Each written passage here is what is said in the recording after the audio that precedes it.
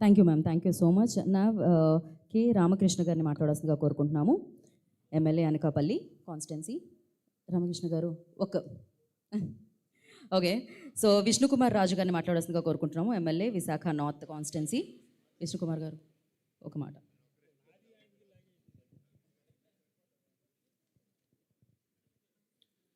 అందరికీ నమస్కారం.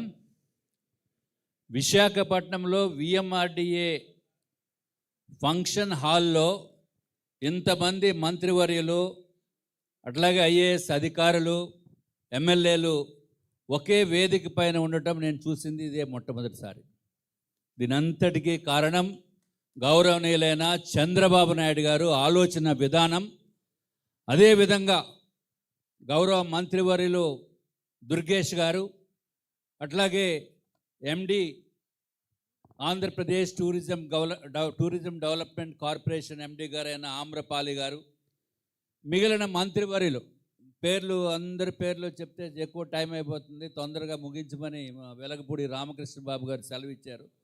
కాబట్టి అట్లాగే ఐఏఎస్ అధికారులు, ఇంతమంది విశాఖపట్నం, అనకాపల్లి, అరకు టూరిజం ఫెస్టివల్ అత్యంత బ్రహ్మాండంగా చేయటానికి అందరూ కూడా కలిసికట్టుగా వచ్చి అత్యంత అద్భుతమైన ఫెస్టివల్గా మన ఆంధ్ర రాష్ట్ర ప్రజలకే కాకుండా ఇతర దేశాల నుంచి వచ్చే వారికి కూడా, పెట్టుబడులు తీసుకొచ్చే వారికి కూడా ఒక అద్భుతమైన నగరం విశాఖపట్నం.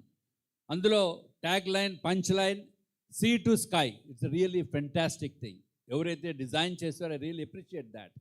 సీ టు స్కై, సముద్రం నుంచి కొండ ప్రాంతంలో ఉన్న స్కై కూడా చూసేదానికి అత్యంత ఆహ్లాదకరంగా ఉండే పరిస్థితిని గౌరవ ముఖ్యమంత్రి గారు, అట్లాగే ఇంకా డిప్యూటీ మంత్రివర్యులు ముఖ్యమంత్రి గారు, మిగిలిన మంత్రులు అందరూ కలిసి ప్లాన్ చేసినందుకు మరి ఒక్కసారి విశాఖ వాసిగా మీకు అందరికీ కూడా ధన్యవాదములు తెలియజేసుకుంటున్నాము. అట్లాగే పేరు ప్రఖ్యాతులు వైజాగ్, అనకాపల్లి, అరకు. విశాఖపట్నం వస్తే తప్పనిసరిగా అరకు వెళ్ళేవారు ఉంటారు.